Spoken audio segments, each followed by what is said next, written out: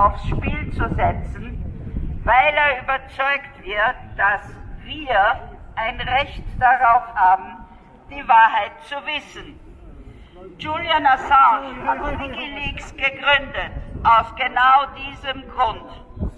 Er wollte eine sichere Plattform errichten, auf der Whistleblower ihr Material veröffentlichen können, ohne Gefahr zu laufen, als Quelle entdeckt zu werden. Das Material von Wikileaks wurde unter anderem in Gerichtsverfahren benutzt und verhalfen zur Gerechtigkeit.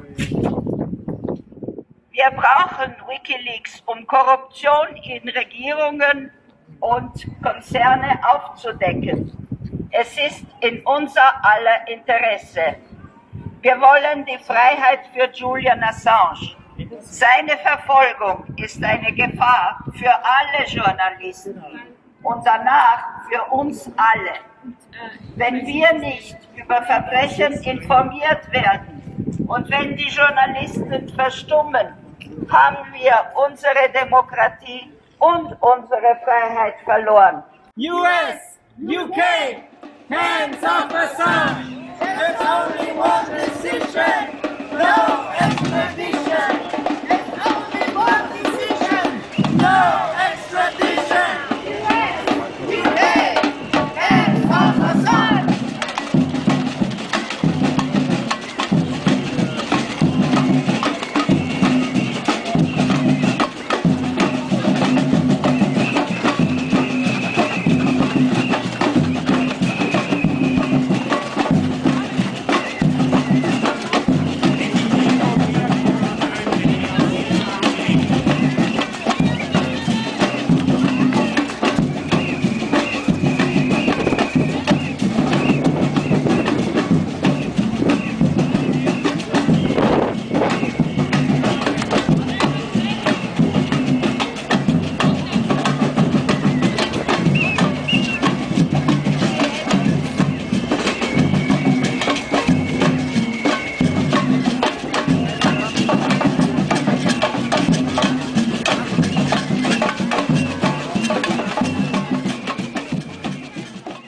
Meine sehr geehrten Damen und Herren, ich möchte Sie im Namen des Österreichischen Journalistinnenclubs ganz herzlich zum Medientag 2022 begrüßen.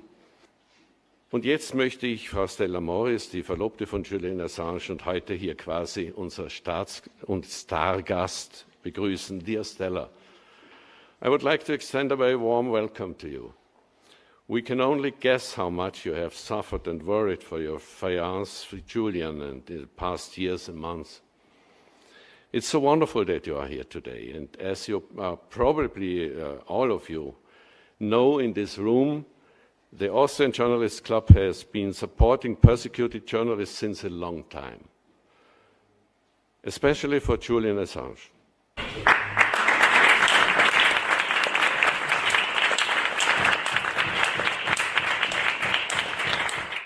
Thank you. I'm very moved by the solidarity and warmth and welcoming that we've received here, and I'm sure Julian would be too. And I'll be sure to share this emotion with Julian when I speak to him, because he is sitting in Belmarsh prison, where there is a ongoing attempt to isolate him, to discourage him, and to demoralize him. And this is the antidote. I'd like to thank the Austrian Journalist Club for awarding the Solidarity Prize to Julian. Julian was in Vienna in 2009, and he would have loved to be here today. Julian has been in Belmarsh prison for 1,053 days today. He was arrested on the 11th of April, 3 years ago. Our youngest child was just a few weeks old. He was put in prison a year before COVID started. But he hasn't been free since 2010. He was first arrested on the 7th of December 2010, 8 days after WikiLeaks started publishing Cablegate. Julian's not serving a sentence in Belmarsh prison. He is there on administrative detention because the United States wants to extradite him to face a prison sentence of 175 years, which Reporters Without Borders says is the highest sentence that any person is facing in any country for their publishing work. Julian is suffering every day, and he is surviving. The reality is that extradition is 90% politics and just 10% law. So today is critical in shaping what is possible for Julian's survival. And the Austrian Journalist Club doesn't stand alone. Amnesty International, the Committee to Protect Journalists, Human Rights Watch, the National Union of Journalists in the UK, they all stand in solidarity with Julian, calling for his freedom and condemning this prosecution, which is an attack on journalism itself. Julian is a political prisoner, and political imprisonment serves the purpose of removing a person from the public imagination, of killing them, in a sense, to history and to society. Kristinn referred to a recent revelation. We learned that the CIA had developed concrete plans under Mike Pompeo to kill Julian. But to assassinate him, they first deployed a more comprehensive plan to assassinate his character, to smear him and libel him, to make him out to be everything that he is not. And that culminated, well, there were many stories that were false. Information was planted to create a false impression, false information about Julian, culminating in a front-page story in The Guardian, stating that Julian and Paul Manafort, Donald Trump's campaign manager, had met 3 times in the embassy. This was completely invented, and it is now universally accepted that this story was a complete fabrication.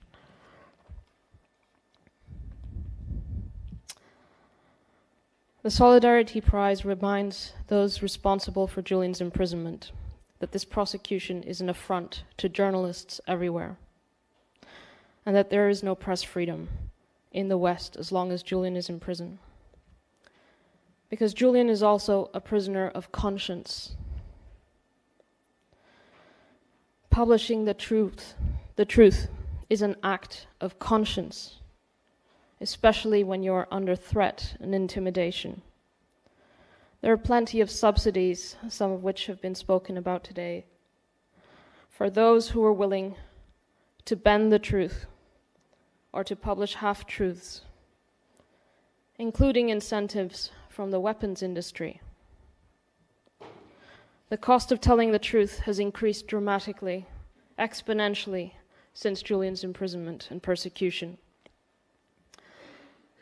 His imprisonment is the head on a pike to chill the press and to intimidate individual journalists. This can happen to you. Julian is being punished for the publication of inconvenient truths about the true face of war. We meet here today with a shadow hanging over us, over this room, over Europe, over Belmarsh, over humanity itself.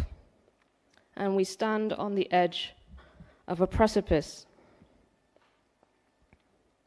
Journalists and publishers must have the freedom to publish the truth about war, because telling the truth is not just an act of conscience, but also a matter of life and death for those who are suffering war.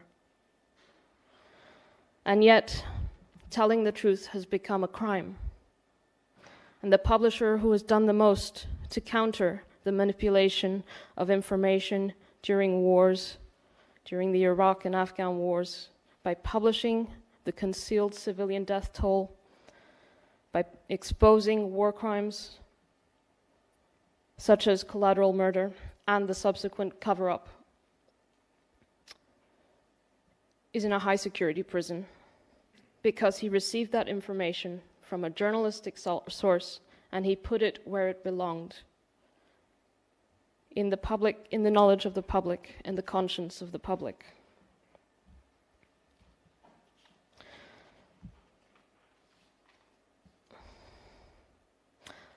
I want to say a few words about what we think is unthinkable. In 2010, many people said it was unthinkable that the US would prosecute Julian, or try to extradite him, or try to put him in prison for the rest of his life. In 2010, they said it was unthinkable that the US would seriously engage in plans, concrete plans to assassinate Julian. In 2010, many would say it was unthinkable that the UK and the US would collude to inflict psychological torture on a journalist and subject him to arbitrary detention for over a decade or the rest of his life because of what he published. And yet, here we are. We know that the Obama administration from the beginning was seriously considering charging Julian, but refrained because the Obama administration recognized that to do so would criminalize investigative journalism, would attack the press, would do away with press freedom. The recognition was that to prosecute Julian, the US would have to prosecute him as a publisher, as a journalist. The Obama administration commuted Chelsea Manning's sentence, who was the source of the publications. And then the Trump administration decided that actually journalists and publishers are fair game. And so he proceeded to prosecute Julian, not as a whistleblower, as a journalist, and setting that precedent. Not as a US journalist, as a foreign journalist, publishing from abroad, setting a new global standard. Think about what that means. The US is extending its so-called Espionage Act beyond its borders to limit press freedom abroad. It's creating a new normal, a race to the bottom, an opportunity for authoritarians everywhere to use the same logic against their journalists and foreign journalists who dare expose their war crimes. There is no safe place for journalists as long as Julian is in prison.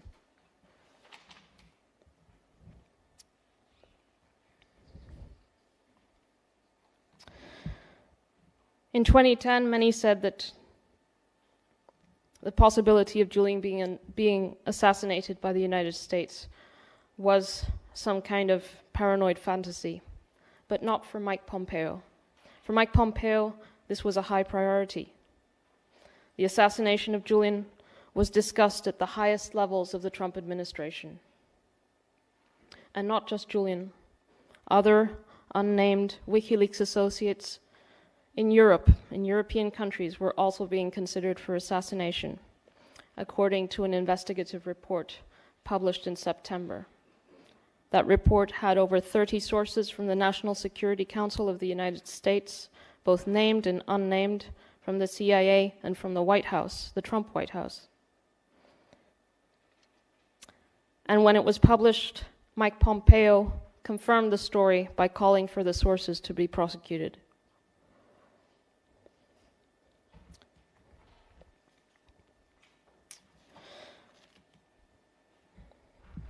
There is nothing that is unthinkable anymore. There is no freedom of press, and there is no freedom of conscience as long as Julian is imprisoned. The unthinkable is here. The unthinkable is now. Free Julian, and may peace return to Europe and to every country suffering the scourge of war. Thank you.